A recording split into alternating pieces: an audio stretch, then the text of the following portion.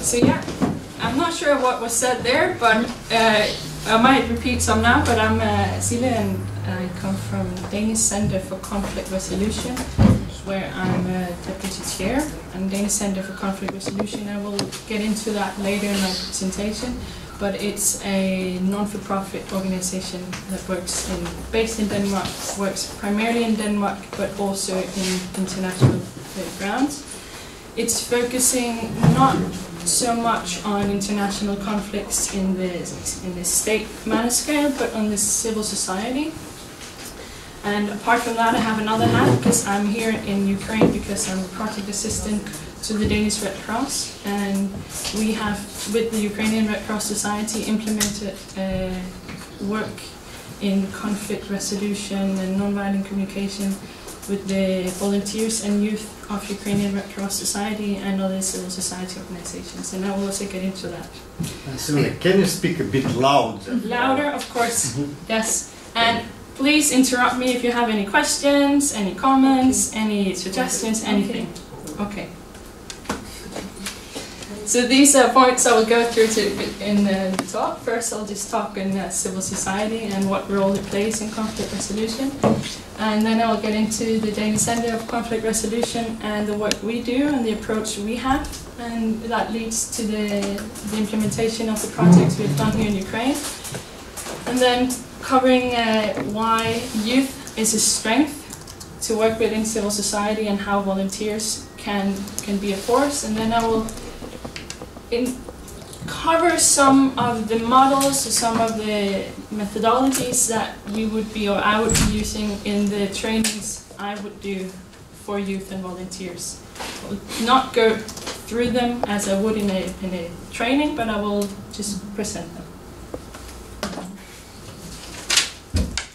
So, when it comes to war and peace, the state is what is often considered the primary actor. However, it's not the only actor or the only interest that exists both in peace building and in conflict resolution or in processes surrounding that. In most common society structures, we have the state, we have the market with different interests, and then we have the civil society as the third sector. And civil society is placed outside of the market and of the state, as it comes with a different, or it's led by different interests. It's not motivated by the interest of power, by the interest of profit, but by the interest of change and of doing something. And it can feed into the same structures or the same societal changes, but it comes from a different force. So civil society can have many, many different shapes. It can be at one end of the spectrum, loosely structured, a group of people with no leader, no chairman, who works only in a very short time until they have reached their goal or they have come to their achievements.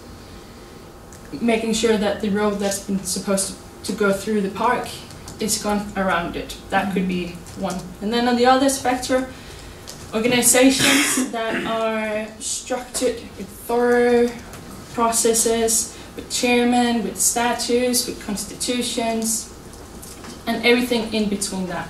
NGOs, churches, families, parental groups of people who come together to do change.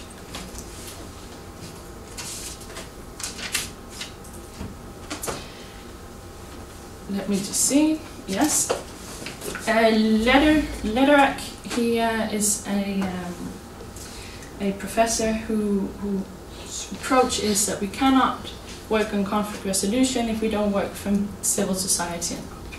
Especially his critiques goes to Western conflict mitigators who come in with an approach not knowing the context and not focusing on those with the actual knowledge, the experts.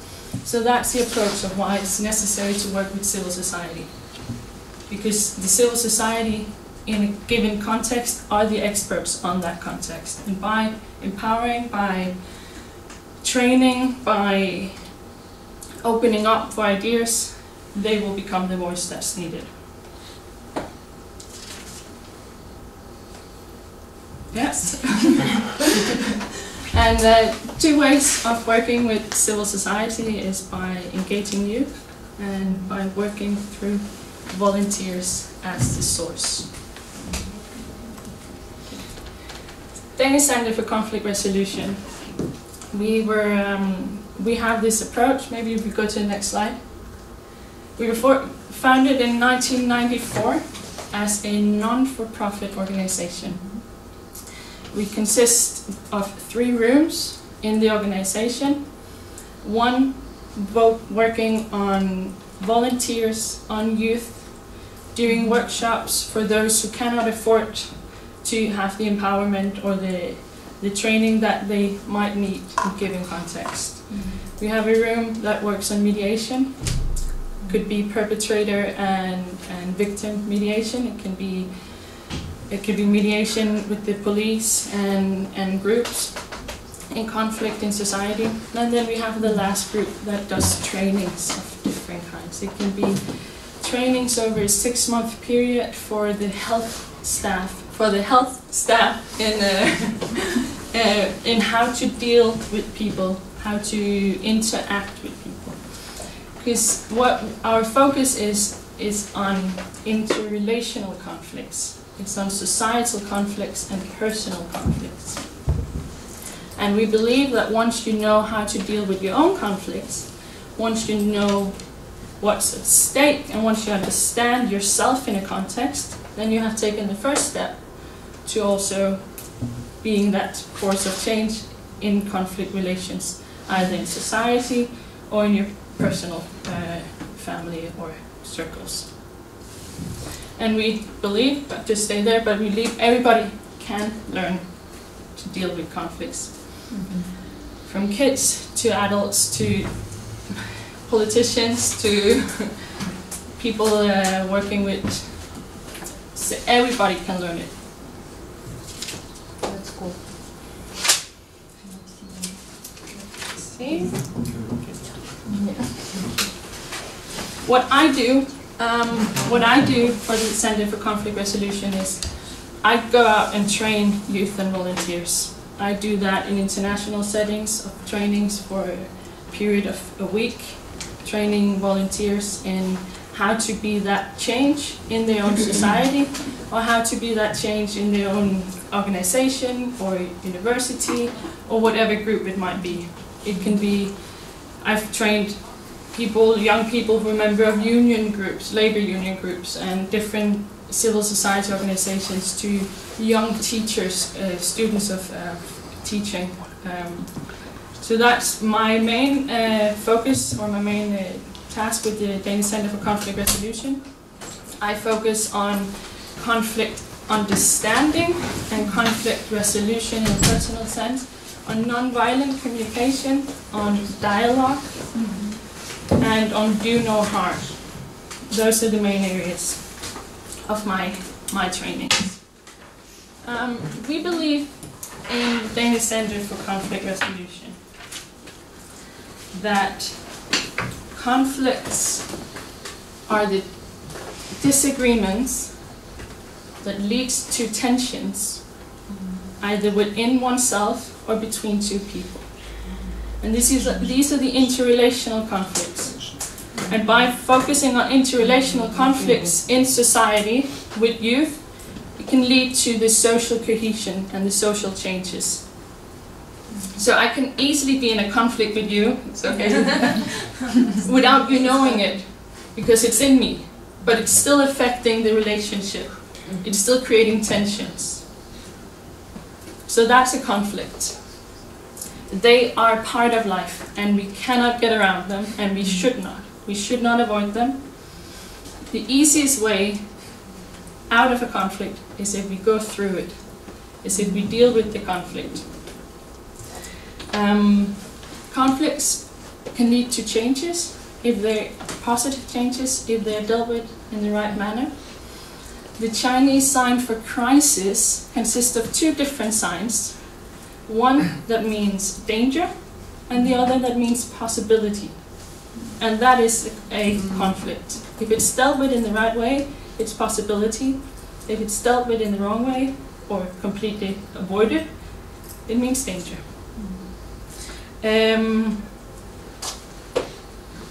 Johan Galtung, who is a Norwegian conflict professor in peace studies, he says that conflicts are neither good nor bad.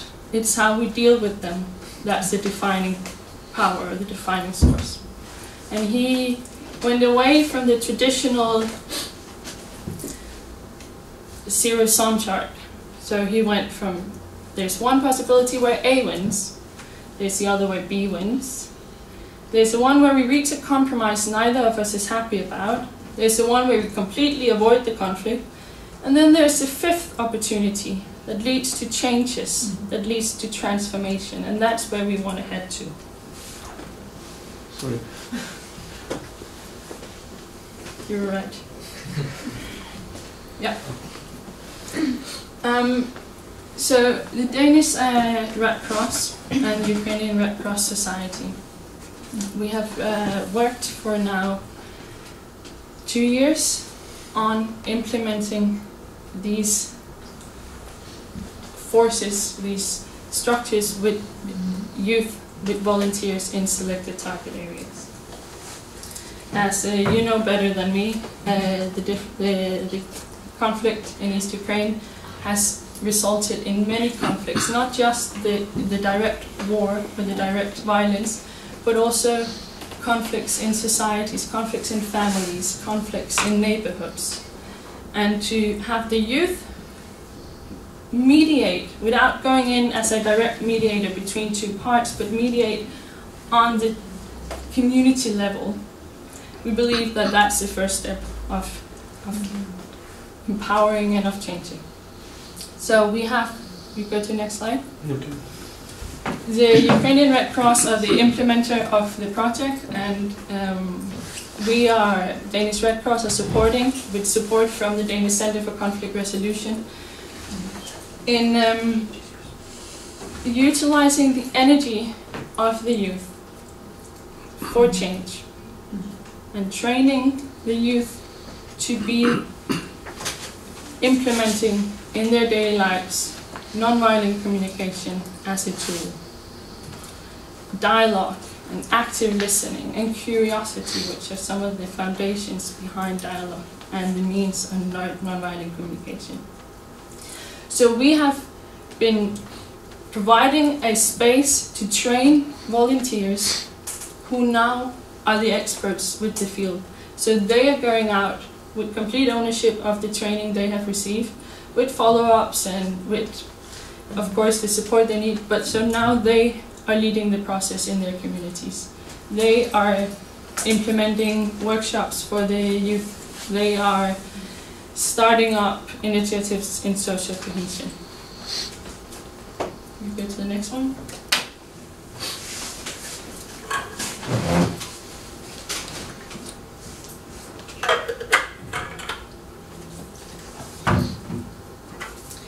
So by training the youth, we are providing them with the skills that they need, and that can lead to stronger social cohesion, and that can lead to youth as an active role, instead of leaving youth, as can sometimes be the case, especially when there are conflicts in society, either if it's big conflicts or conflicts that we experience everywhere, that youth are left out. So by giving youth the skills to be the experts in how to creating a space for social resolution or for social cohesion and conflict resolution, they become those with the knowledge, and they become those with the tools to create changes. And that also feeds into why youth is important, because youth is not only the future. So if we don't focus on youth, we will be damned in another 50 years, because youth will be those who will lead us. But youth are also those with the desire for change, with the energy for change, and with the aspirations for change. And to utilize this change in a positive manner can lead to greater things than to let it be, to let the change that they wish for be ignored, can lead to different conflicts, to criminal acts, to violence, to substance abuse. So utilizing this force of change within them to create positive change.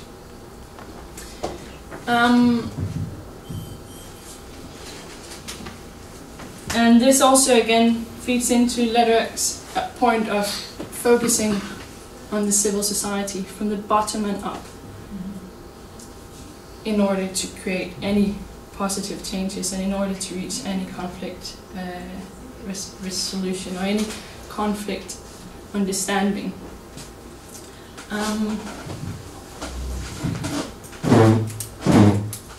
So by giving the youth and focusing on the youth in their own life, by showing them how to deal with conflicts with their sister or with their mother or with their teachers, that's giving them the hope and showing them the possibilities to then take it further.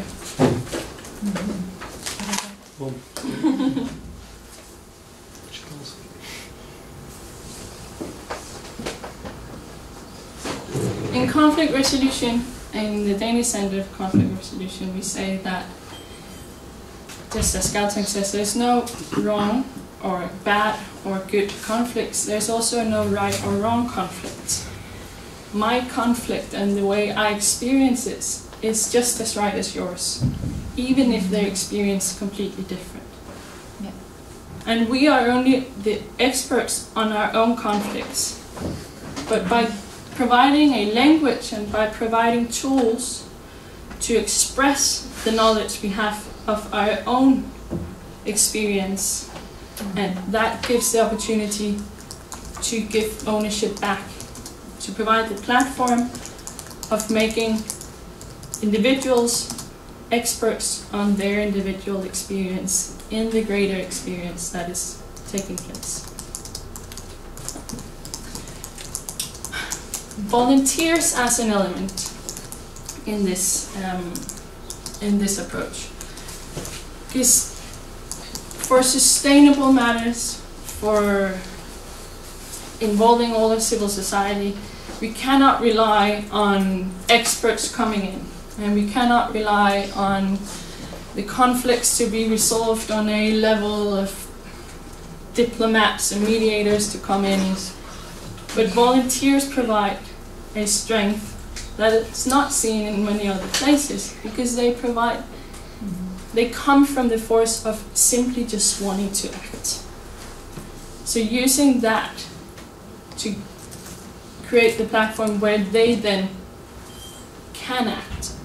So we train them, we empower them, and we let them be the connecting power between the civil society and the different backgrounds, the organizations or the institutions or the local governments. Go back one more time, sorry.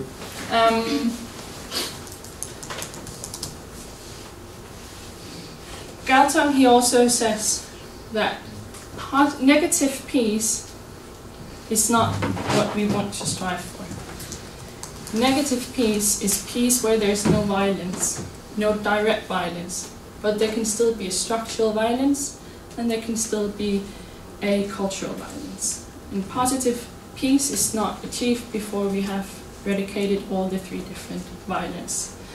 So by focusing on civil society as a whole, of volunteers and of youth and of communities, the well-being is focused, or the well-being is goal in a whole. So it's not just solving the direct violence, it's also solving the aftermath of the direct violence. UNESCO, they have in their declaration, they say, since war starts in the mind of people, it's also in the mind of people we have to start changing first. So by providing empowerment, by providing knowledge, that's the first step to changing towards not creating more.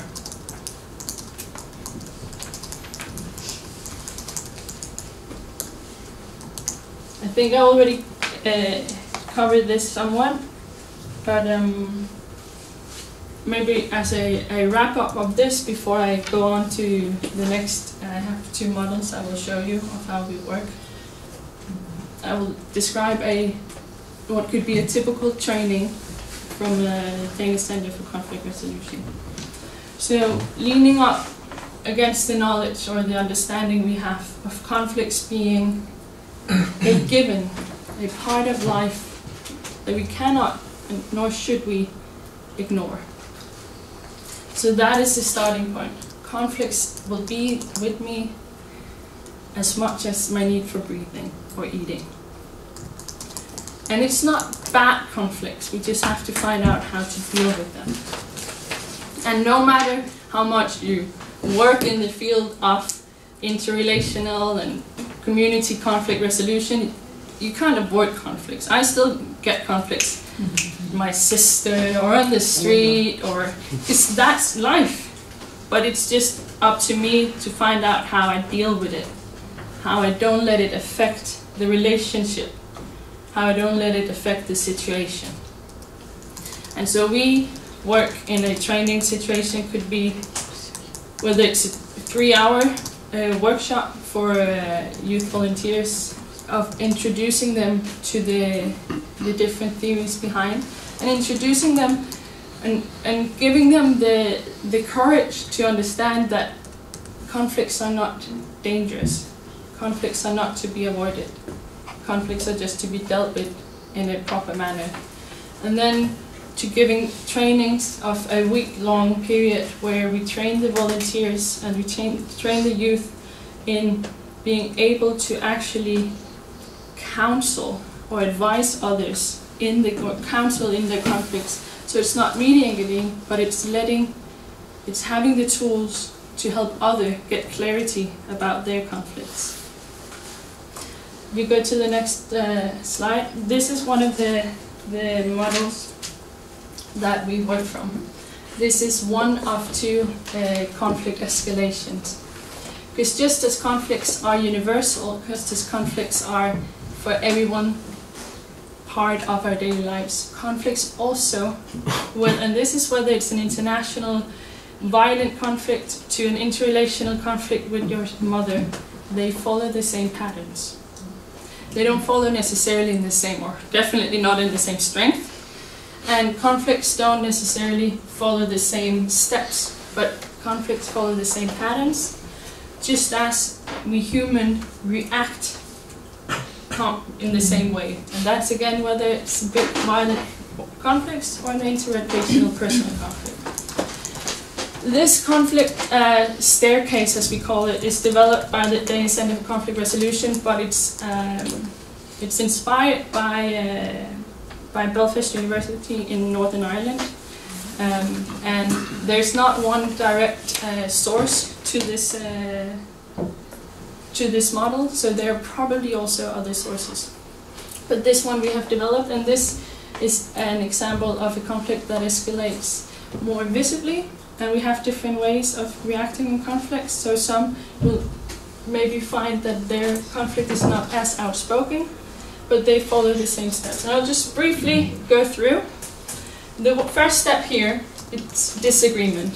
So this is before the conflict starts, because as I said earlier, conflicts are disagreements that leads to tensions that then affects the relationship. So this is still just a disagreement. You and I, we don't agree. That's it. Then we have the first important threshold. There, once you cross that, you develop, or the conflict develops. Because I'm here now, and you know what? It is your fault. It is your fault. And yes, you will say, no, it's your fault. And then we can be like that. It's your fault, it's your fault. So the tensions start. The disagreement leads to tensions. The next step is, because you know, it's not the first time. It's not. It's every time. And this is where you will probably say things as always or never. Because you always do that. Then the next one is,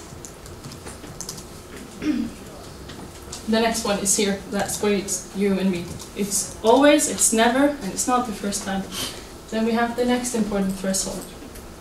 I have some books with me here, and I will just show them afterwards. Unfortunately, 2 of them are only in Danish, but this is our, this is the main book that we use, and in Danish it's called Conflict and Contact.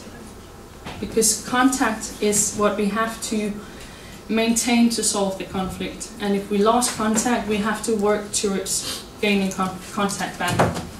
Because with this threshold, once that's crossed, contact is lost. This might also be the point where I will need someone to support me. You've noticed it as well. Yeah, so now we're more. And I get the support and I get the confirmation that I might need, because it's hard to be in conflict. And it can be so tearing you apart. So you need the support from others. You might need the support from those who say, yeah, she is like that all the time.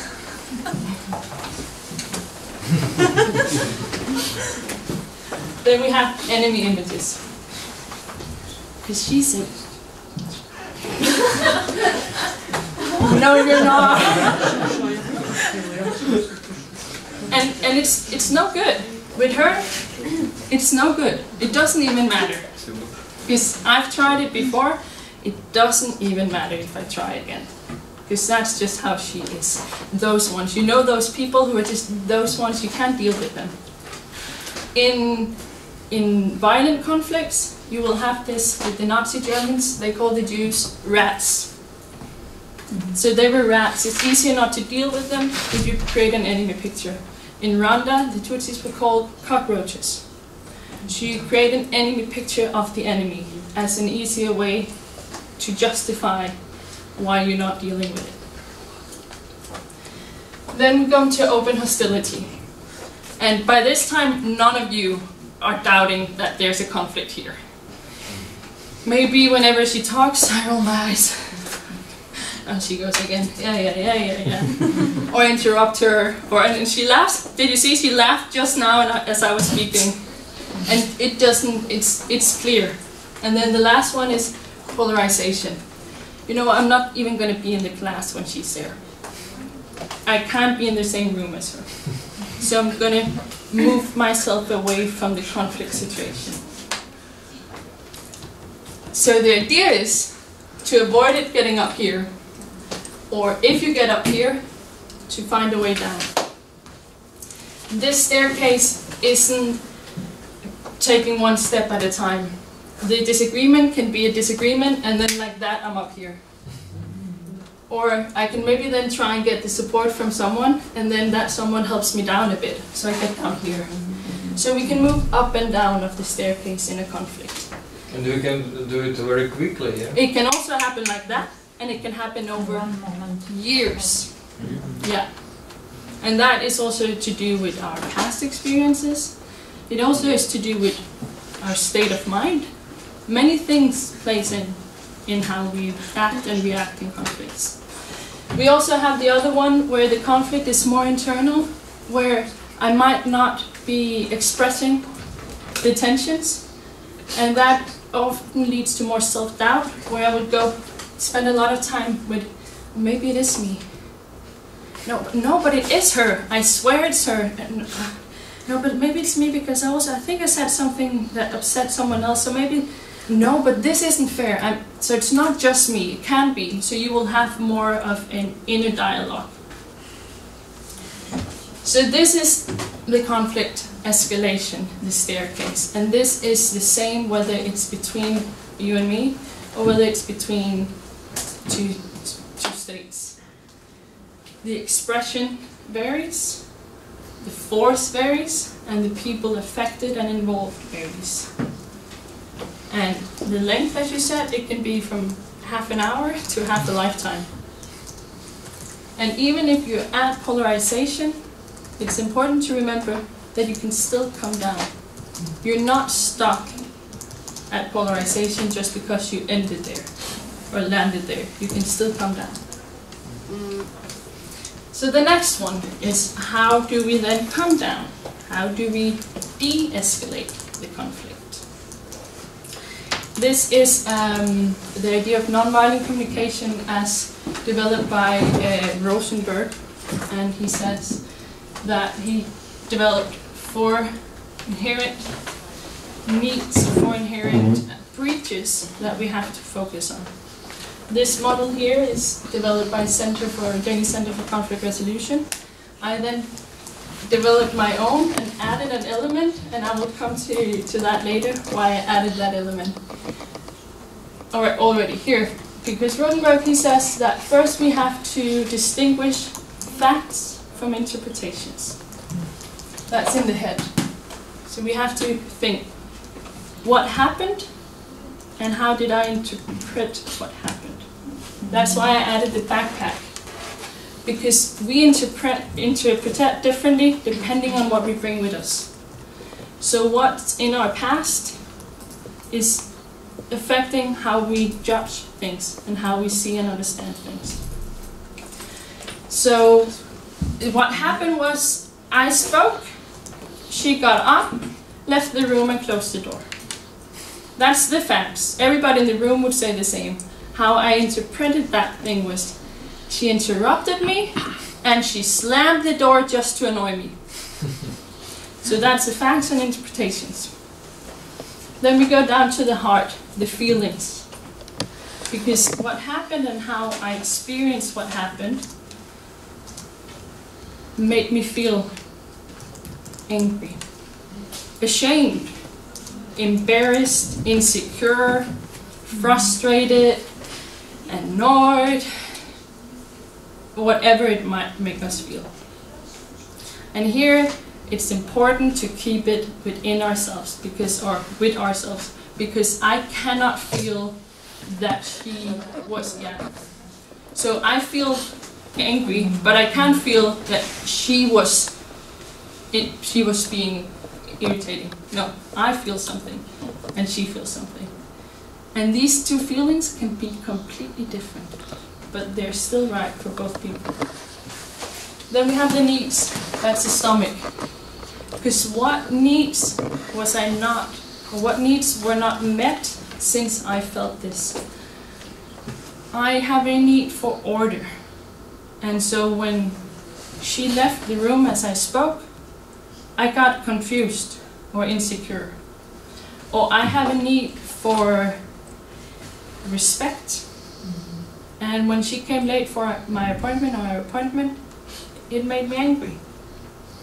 Then this is where dialogue comes in. This is where active listening comes in. This is where honesty comes in, because what is respect for me is not necessarily respect for you.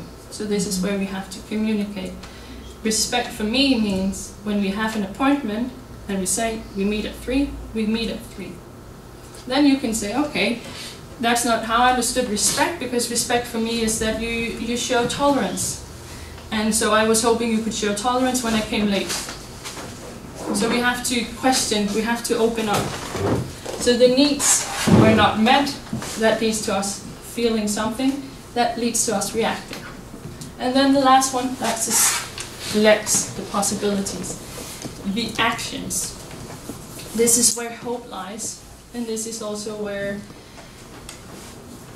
the potential of not getting what you hope for lies.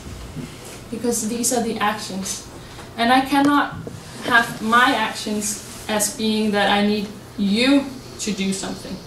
My actions can be that I can hope or I can ask you to not interrupt me when I am speaking. Or I can ask whether if you're going to be late, you can send me a text. And then I can hope for that to be met. So this is the possibilities for change. This is the possibilities for resolving the conflict. And this is when, again, I underline this a lot, but it's important to remember this is when it's interpersonal or interrelational conflicts. But this is also the first step to understand community-level conflicts and how to deal with them. So this is a model of nonviolent communication, and this can be used internally. I do this a lot when I have conflicts. I go through this with myself. Mm-hmm. It can also be done when I have a conflict. I ask, when I did that, can you help me try and understand what happened? What did you feel when I did that? So I use it also as a guiding point to solve the conflict. We might not be able to solve the conflict when we want to, because it requires that both people are ready to solve the conflict. And when we are in a conflict, there's a lot at stake. We have a lot to lose, and we also have a lot to gain. But we can be so hurt, or we can be so scared or so angry that we are not ready to deal with the conflict at the given time. And then that, unfortunately, is nothing that can be done but wait and be patient and try and remain open-minded and try and still reinforce dialogue as a tool and curiosity and active listening. So these two tools would be, models would be presented in a training. You had a very short presentation. These would be the focus of almost one entire day's training out of a week long. This would be at the end of the training to have the volunteers in supervised settings try and use these steps of nonviolent communication with each other already there to try and solve the conflict. And it's amazing the experience you will feel once you realize, oh, it actually, I was ashamed. You kind of feel a relief once you, and then you, oh, it's because I really need order. And then once the conflict is resolved, the shoulders go down completely.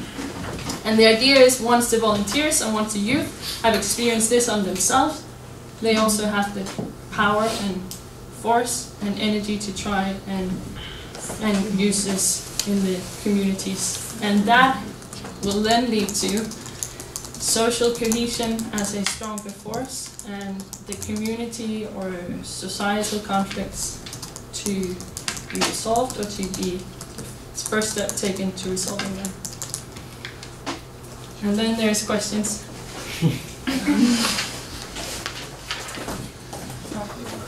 Can you explain the components that would add to your model? Can you go back? Just no. Yeah. So these are the 4 steps of nonviolent communication that Rosenberg introduced. And he says the first one in the head is where we have to distinguish facts from interpretations. I then say that the backpack is where we find the reasons to our interpretations. In the past experiences I've had, or past conflicts, or simply just what lies before now, that is what is shaping how I see things. And that's why maybe when you walk out the door, even though it was the first time for you, it might have been the 100th time for me that someone walked out the door as I was speaking. And that then leads faster to a reaction. So the backpack is where I find the interpretations to the facts. And Rosenberg can place them up here, as it's in the same center. We have to say what happened, and how did I see what happened. And then the next steps are the same. The heart, where we have the feelings, that's where we have to discover what feelings were a result of what I experienced. And then the needs, that's because there were needs that I had not met.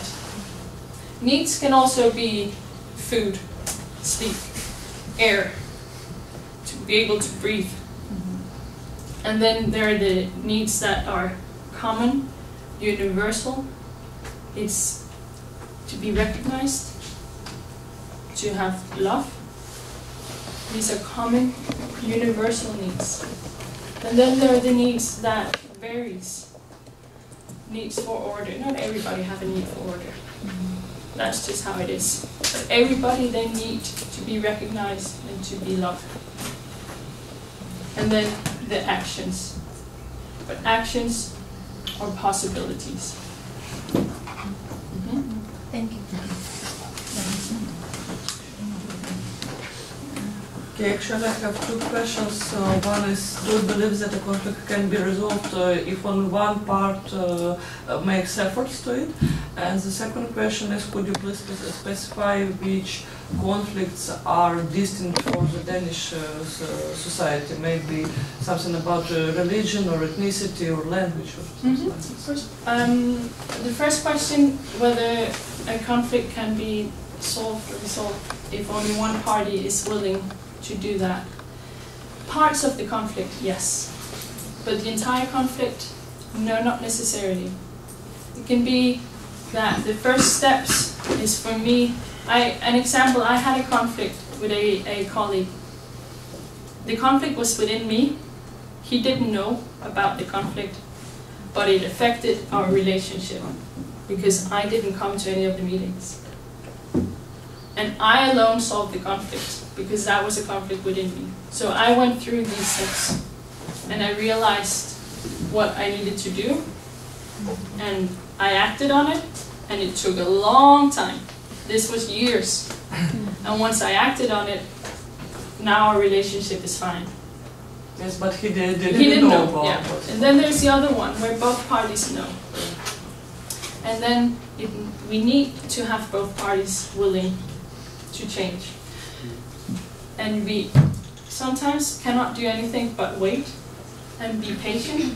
And sometimes what will be enough is to implement these non-violent communication in the relationship to the other. So without saying, you don't come in with a spreadsheet and say, okay, wait, I have some questions and I want to go through them, so can you tell me what happened? But you can ask, you can say it as it is. We've been having a hard time for the last 6 months. And this is how I experienced it. And I know that most likely when you did this, you didn't mean to, but it made me feel. And it probably made me feel like that because I have a need for. And so that's how it is from my side. And that can be the first step to showing the other person trust and openness. Yes? Mm-hmm. Second question, what societal conflicts that are at the moment taking place in Denmark? I think as there are of course the conflicts in neighborhoods or in communities that are taking place where there are different groups that are not agreeing. But currently there's one societal conflict that is, not currently, that is for many generations, and it's not just in Denmark, but it's that any other where, that there are groups in the society that are hostile towards another group in society, and that leads to tensions. Yes, but on which characteristic? How it's shown? No, I mean the disagreement about what? About so it's not the privilege on race or... yeah, that plays in. Then it's fear. It's not knowing who that other person is, who that other group is. So fear is often the same as not knowing. So it's fearing what they might take away from me, or fearing what they come with. And it's the same as I don't know. So that's often in cases, when it comes with ethnic conflicts, it's that. And we have to acknowledge that, because their fear, again, it's real. It's real, the fear that they have. Okay, thank you. What is the role of youth in, for example, family conflicts resolution when we talk about domestic violence between parents?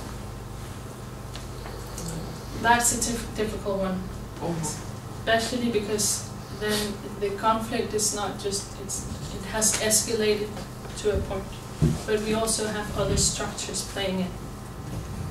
A conflict can take place on many different levels, on many different structures. And some situations cannot be solved by going through this. to begin with. And I don't know, this is a topic I can't answer of what the role is, but I will say that everybody are capable of dealing with conflict resolution. But we come back to the same, if there's one party in the conflict who is not willing or able to realize or deal with the conflict, no matter the strength of the person who is dealing with it, can solve it. Then there's also, if there's a conflict between the two of us, you cannot necessarily solve the conflict, even with all the good intentions. But when it comes to violence, I don't know much. That's not a field of mine, but violence is the last step. And violence, it's the same you will see, but it's harder to get down in the different layers. I cannot, unfortunately, give a clear answer on that, except to say that everybody can deal with conflicts. And some conflicts needs either time before you can deal with them, or needs to be some real. When I had the staircase before, and I said that the last one, polarization, should not be the end goal, sometimes it should be the end goal. Sometimes it should be to protect myself. I'm going to stay out of this relationship. I'm not going to try and deal with this conflict. So it's not polarization because the conflict has not been dealt with. It's polarization, or it's staying out of the conflict because it has been dealt with. And that's the result that has been made, that this is to protect myself. Thank you. Yeah, it's me again. So I would like to ask if Danish schools contain some courses like this. No. No. No, unfortunately not. Even something like this. No. We have, as you have here, degrees, university degrees in conflict resolution. But in school for children, no? No. What we do have as part of the Danish Center for Conflict Resolution, and we are working with other organizations, civil society organizations that work in the field. I have a book with me here, which is in English, and I'll pass it around. It's on dialogue as a tool, and I've been training students who are studying to become teachers in these tools.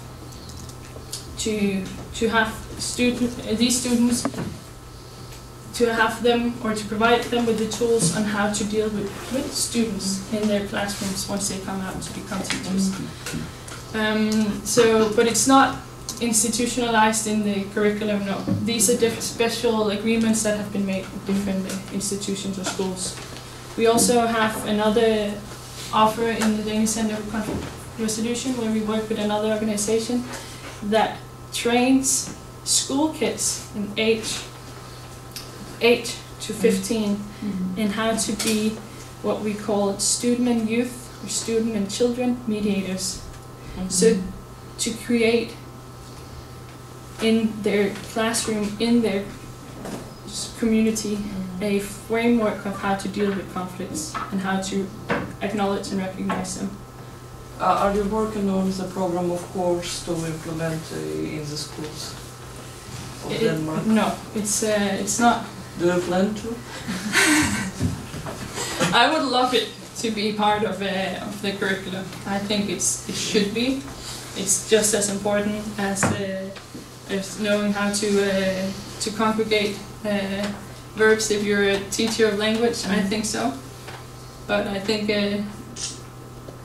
that would be a long way, unfortunately. Yeah. Okay, thank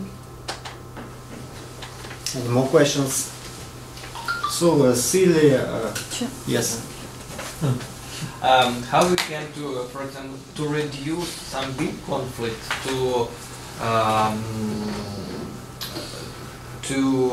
everyday tasks, for example, when we talk about war and interaction between two people from different countries, which are Hostile to each other.